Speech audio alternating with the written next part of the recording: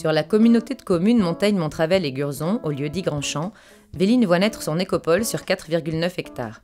Cette zone d'activité d'économie communautaire en milieu rural s'inscrit dans le grand pays du Bergeracois.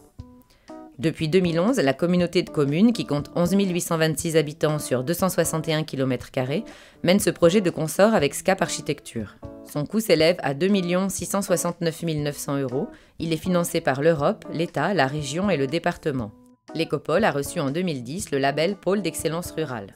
Ce projet est une expérience unique en Aquitaine de par son initiative privée qui voit une concrétisation publique. L'approche environnementale de l'urbanisme s'inscrit dans une vision évolutive du paysage entre gravières, pépinières d'entreprise, équipements et habitat.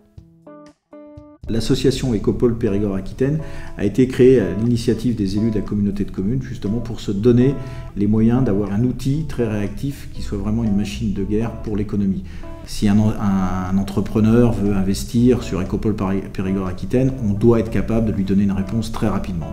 Autour de ce projet, il y a une extraction de graves, c'est-à-dire que Écopole sera une presqu'île dans un lac futur où il pourra y avoir par la suite de l'éco-construction, mais de la construction lacustre et semi-lacustre.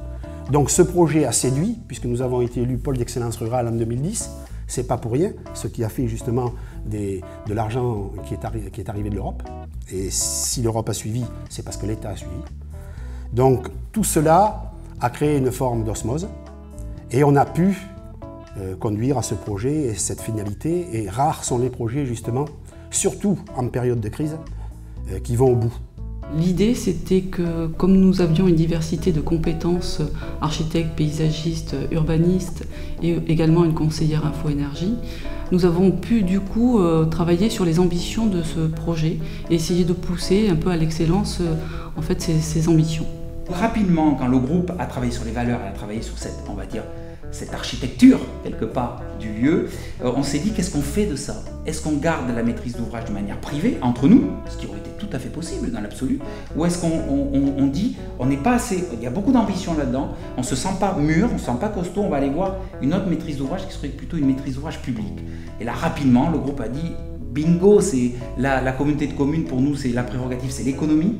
Là, on est dans l'économie, et donc ça nous semblait logique de proposer cette idée qui commençait à structurer un projet à la communauté de communes. C'est un accompagnement qui se fait dans le temps avec des étapes clés comme les ateliers thématiques, le choix d'un architecte pour le projet et également tout ce travail qui a été fait sur les cahiers de recommandations qui n'est pas complètement lié au projet d'Écopole mais qui a permis d'avoir une culture commune au niveau des élus et peut-être des acteurs locaux sur ce projet.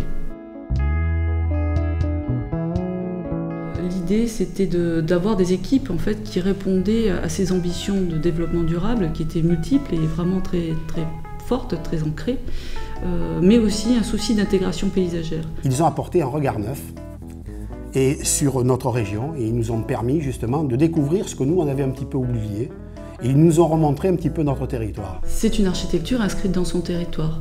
C'est aussi un point de départ vers une nouvelle évolution de la vallée de la Dordogne avec une nouvelle économie qui s'implante, une nouvelle architecture et un devenir.